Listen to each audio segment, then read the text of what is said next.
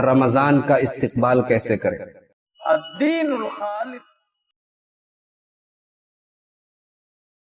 السلام علیکم ورحمۃ اللہ وبرکاتہ۔ الحمد للہ رب العالمین والصلاة والسلام علی سید الانبیاء والمرسلین وعلی آلہ وصحبہ اجمعین ومن تبعہم بإحسان الی یوم الدین، اما بعد، فاعوذ باللہ من الشیطان الرجیم، بسم اللہ الرحمن الرحیم۔ شہر رمضان الذی انزل فیہ القرآن ھدی من الہدی والفرقان۔ محترم حاضرین، معزز ناظرین، آج کی ہماری گفتگو کا جو موضوع ہے وہ ہے رمضان کا استقبال کیسے کریں۔ محترم ناظرین، رمضان کا بابرکت مہینہ اب ہم سے چند قدم کی دوری پر ہے، اور انشاءاللہ اللہ تعالیٰ نے اگر ہم سب کو حیات دی تو ایک مرتبہ پھر یہ بابرکت مہینہ ہم سب کی زندگی پر سایہ فغن ہونے والا ہے۔ محترم ناظرین، دنیا کے بیشتر ممالک میں اس وقت کرونا وائرس کی وبا سے لاک ڈاؤن چل رہا ہے، لوگ اپنے اپنے گھروں میں ایک طریقے سے محصور ہیں، قید ہیں۔ ان حالات میں رمضان کا یہ مبارک مہینہ ہم کس طریقے سے گزاریں، اس کا استقبال کیسے کریں، انشاءاللہ آج ان پہلوؤں پر ہم آج آپ کے سامنے گفتگو کریں گے۔ معزز ناظرین، رمضان کے متعلق اللہ تعالیٰ نے قرآن مجید کے دوسرے پارے میں سورہ بقرہ کی آیت نمبر 183 سے 186 تک اللہ تعالیٰ نے 4 آیتوں میں رمضان کا اور روزوں کا ذکر کیا ہے۔ اللہ نے فرمایا، یا ایھا الذین آمنوا کتب علیکم الصیام کما کتب علی الذین من قبلکم لعلکم تتقون۔ اے ایمان، فرض کیے گئے جس طرح تم سے پہلے کے لوگوں پر فرض کیے گئے تاکہ تم متقی بنو، تمہارے اندر اللہ کا ڈر پیدا ہو، اللہ کا تقوی پیدا ہو۔ آگے فرمایا، فمن کان منکم مریضا او علی سفر فعدۃ من ایام اخر۔ اگر کوئی شخص بیمار ہے یا مسافر ہے، سفر میں ہے، تو اس رکھنے کی ضرورت نہیں ہے، وہ بعد میں۔ آگے اللہ تعالیٰ نے قرآن کے ساتھ جوڑتے ہوئے فرمایا، شہر رمضان الذی انزل فیہ القرآن۔ رمضان کا مہینہ ہی وہ بابرکت مہینہ ہے جس میں قرآن کریم نازل ہوا، ھدی للناس، جو پوری مانوتا کے لیے، پوری انسانیت کے لیے ہدایت ہے، وبینات من الہدی والفرقان، اور اس کتاب کے اندر ہدایت کی اور حق اور باطل کے درمیان فرق کرنے والی کھلی ہوئی آیتیں ہیں۔ پھر آگے اللہ تبارک و تعالیٰ نے رمضان کے روزوں کو دعا کے ساتھ جوڑتے ہوئے فرمایا، وَإِذَا سَأَلَكَ عِبَادِي عَنِّي فَإِنِّي قَرِيبٌ۔ اے میرے نبی، جب آپ سے میرے بندے سوال کریں اللہ کے بارے میں تو آپ انہیں جواب دے دیجئے کہ اللہ قریب ہے۔ اِذَا دَعَانِ، اللہ دعا کرنے والے کی دعا کو قبول کرتا ہے، فَلْيَسْتَجِيبُوا لِي وَلْيُؤْمِنُوا بِي لَعَلَّهُمْ يَرْشُدُونَ۔ شرط یہ ہے کہ بندے صرف اللہ مانگے اور اللہ کے اوپر ایمان رکھیں۔ معزز ناظرین، رمضان کا یہ مبارک مہینہ چند دنوں کے بعد ہم اور آپ انشاءاللہ اس مہینے میں داخل ہوں گے۔ سلف صالحین اس مہینے کو پانے کی دعائیں کرتے تھے۔ سلف صالحین دعا کرتے تھے، اللہم بلغنا رمضان، اے اللہ ہمیں رمضان کے مہینے تک پہنچا دے۔ تو ہمارے اور آپ کے دلوں میں بھی یہ خواہش ہونی چاہیے، یہ تمنا ہونی چاہیے کہ اے اللہ یہ برکت والا مہینہ پھر ہمیں مل جائے، اور جب ہم رمضان کا چاند دیکھیں تو ہم وہ دعا پڑھیں جو پیارے نبی صلی اللہ علیہ وسلم نے ہمیں سکھائی، اللہم اہلہ علیہ الایمان والسلامۃ والاسلام ربی وربک اللہ۔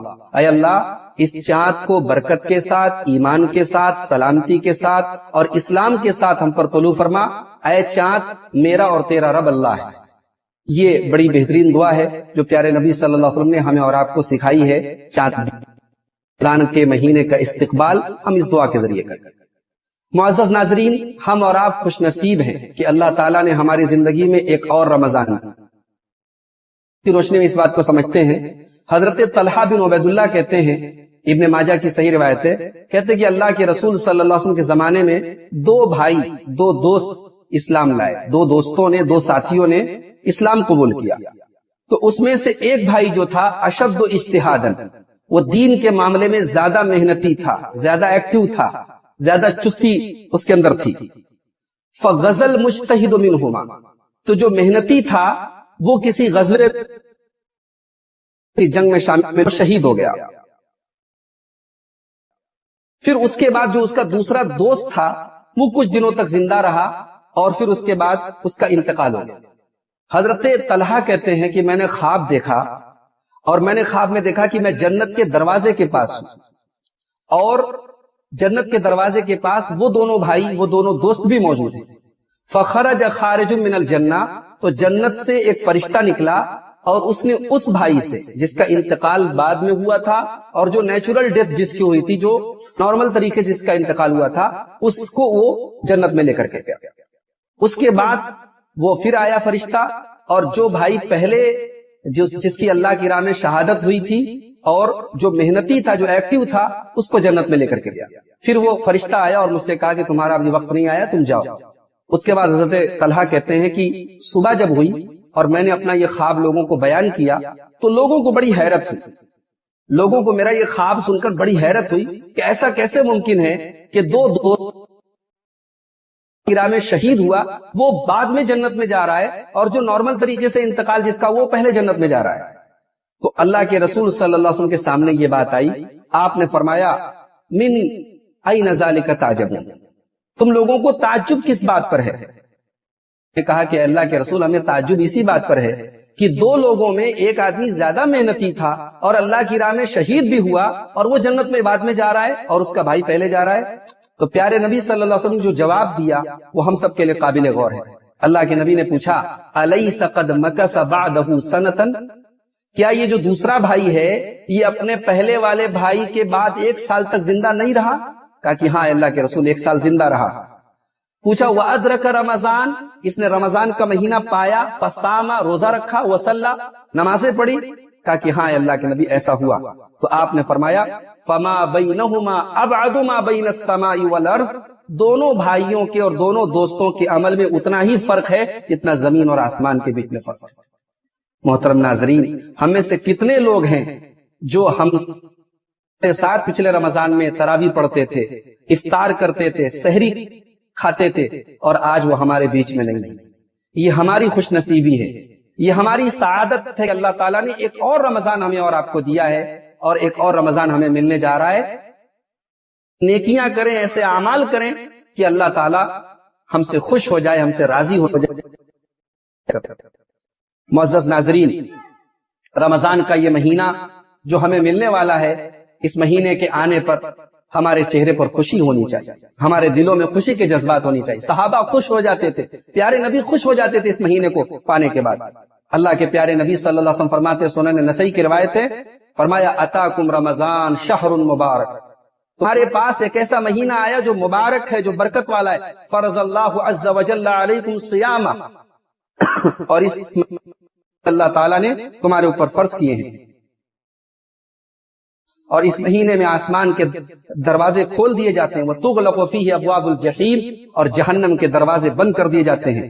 وَتُغَلُّ فِيهِ مَرَدَةُ الشَّيَاطِينِ، اور سرکش شیطانوں کو اس مہینے کے اندر زنجیروں میں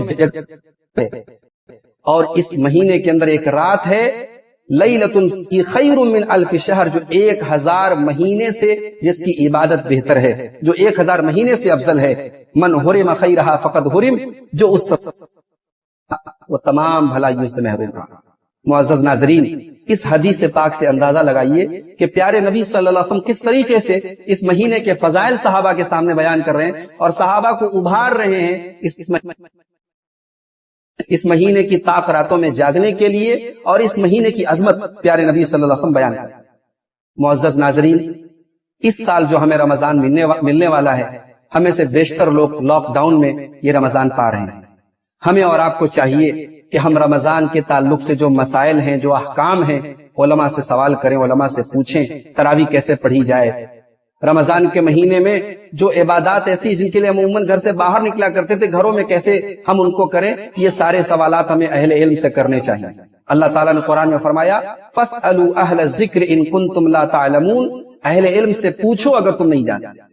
تراویح کا مسئلہ ہے آپ جانتے ہیں مسجدیں بند ہیں یا مسجدوں میں تراویح فی الحال پڑھنا بہت مشکل ہے، ممکن نہیں ہے، ملک کا قانون بھی یہی ہے، احتیاط بھی یہی کہہ رہے ہیں۔ گھروں میں تراویح پڑھیں، حافظ اگر آسانی سے مل جائے تو پورا قرآن پڑھیں، اگر حافظ نہیں ہے تو لمبی لمبی اگر صورتیں آپ کو یاد ہیں تو لمبی لمبی صورتیں آپ خود پڑھ لیں، اگر آپ کو بہت زیادہ قرآن یاد نہیں ہے آپ قرآن دیکھ کر گھر والوں کو پڑھا سکتے ہیں۔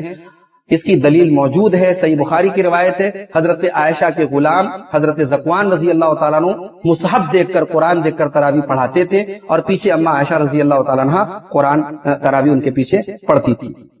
معزز ناظرین، رمضان تبدیلی کا مہینہ ہے، ہمارے شیڈیول چینج ہو جاتے ہیں، ہمارے سونے جاگنے کے ٹائم چینج ہو جاتے ہیں، ہمارے کھانے پینے کے اوقات چینج ہو جاتے ہیں۔ یہ چیزیں مت چینج کیجیے، اپنی شخصیت کو بھی چینج کیجیے، اپنے آپ کو بھی تبدیل کیجیے۔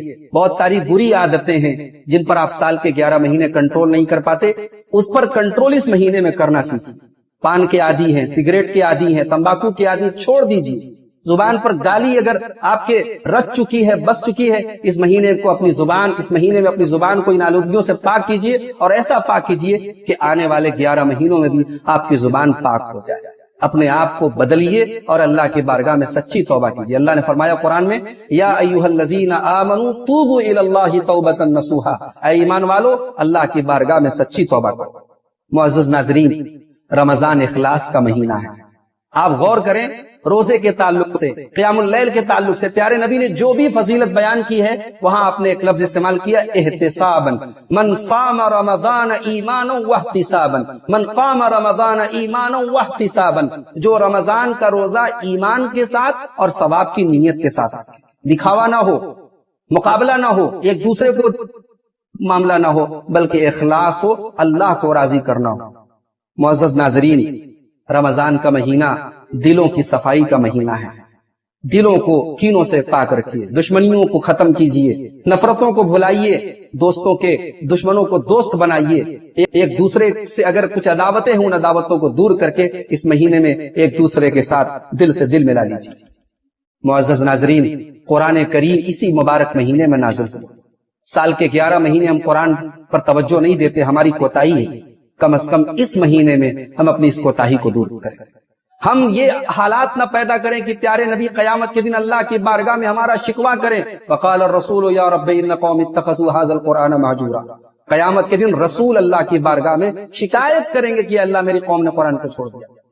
قرآن کریم کی تلاوت کا ایک معمول بنائے، جتنا آپ پڑھ سکتے ہو، آدھا پارا، 1 پارا، 2 پارا، جو آپ کی کیپیسٹی۔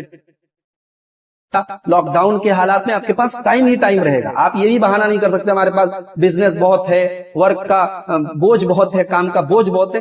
آپ آزاد ہیں، آپ فری ہیں، آپ اپنے اوقات کو قرآن کے ساتھ جوڑیے۔ کوشش کیجئے کوئی مستند ترجمہ، کوئی مستند تفسیر بھی آپ کے گھر میں ہو، اس کو پڑھیے، قرآن کے معنی اور مطلب کو بھی سمجھنے کی کوشش کیجئے۔ یہ رب کا کلام ہے، یہ رب کی کتاب ہے، پوری انسانیت کے نام پیغام ہے۔ اللہ کی کتاب سے اپنے آپ کو قریب کیجئے۔ معزز ناظرین، رمضان جود و سخا کا مہینہ ہے، رمضان سخاوت کا مہینہ ہے۔ حضرت عبداللہ صلی اللہ علیہ وسلم رمضان میں سب سے زیادہ سخاوت کرتے تھے۔ کیوں کرتے تھے؟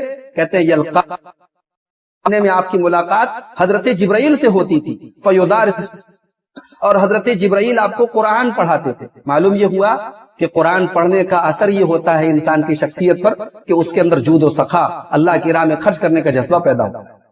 لاک ڈاؤن ہے، آپ گھروں سے نہیں نکل سکتے، آپ پتہ کیجئے جن علاقوں میں مدد کی ضرورت ہو، آج آن لائن ٹرانزیکشنز ہوتے ہیں، آپ اپنے زکوٰۃ کے ذریعے، اپنے صدقات و عطیات کے ذریعے آن لائن بھی صدقہ اور خیرات کر سکتے ہیں۔ انشاءاللہ آپ کے اجر و ثواب میں کوئی کمی نہیں آئے گی، اور آپ گھر بیٹھے فرشتے کی وہ دعا اپنے حق میں اللہ کی راہ میں کوئی بندہ خرچ کرتا ہے، فرشتہ دعا کرتا ہے، اللہم اعط منفقا خلفا، اے اللہ کی راہ میں خرچ کرنے والے کو تو اور عطا فرما۔ رمضان میں ایک ہمیں اور آپ کو ملتی ہے روزے داروں کو افطار کرانا۔